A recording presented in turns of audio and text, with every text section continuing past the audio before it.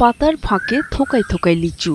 একসময় শখের বসে বাড়ির আঙিনায় লিচু গাছ রোপণ করা হলেও এখন তা রূপ নিয়েছে বাণিজ্যিক চাষে।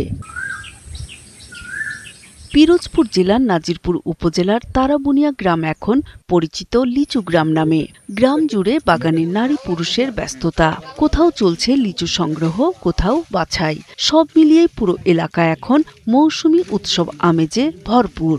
উত্তরাঞ্চলের লিচুর থেকে অনেক বেশি ভালো এবং এটা ফরমালিন মুক্ত, কোনো প্রকারের কেমিক্যাল ছাড়া, এবং এর আগ্রহ অনেক বেশি। এখানকার লিচু খুব সুন্দর সুস্বাদু, মানুষে খাইয়া খুব তৃপ্তি পাচ্ছে।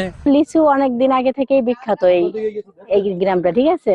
তো লিচু দেখে তো খুবই ভালো লাগছে। প্রায় 2 যুগ ধরে এই গ্রামে লিচু চাষ হয়ে আসছে। বর্তমানে গ্রামের শতাধিক পরিবার লিচু চাষের সাথে যুক্ত।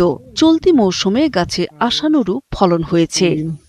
এবছর আমাদের গত বছরের তুলনায় মোটামুটি ফলন ভালো হয়েছে। গত বছর যত লস হয়েছে মোটামুটি টেনে উঠতে পারবো।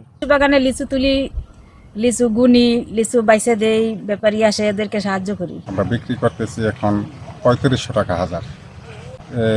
বাগেরহাটে যায়, পিরোজপুর, তারপরে শীতলমারি, ইন্দারহাট, বৈঠাঘাটা, বিভিন্ন এলাকায় যায়। লিচু চাষিদের স্বল্প সুদের ঋণ সহ সব ধরনের সহযোগিতার কথা জানান জেলা কৃষি কর্মকর্তারা।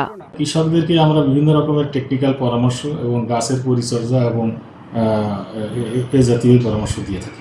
এখানে চাইনা থ্রি, বোম্বাই, মুজাফফরপুরি এবং স্থানীয় জাতের লিচু এখানে চাষ হয়ে থাকে। জেলায় এবছর 67 হেক্টর জমিতে লিচুর চাষ হয়েছে, যার সম্ভাব্য বাজার মূল্য প্রায় 5 থেকে 6 কোটি টাকা। নূর তাজমিন নীর, 71।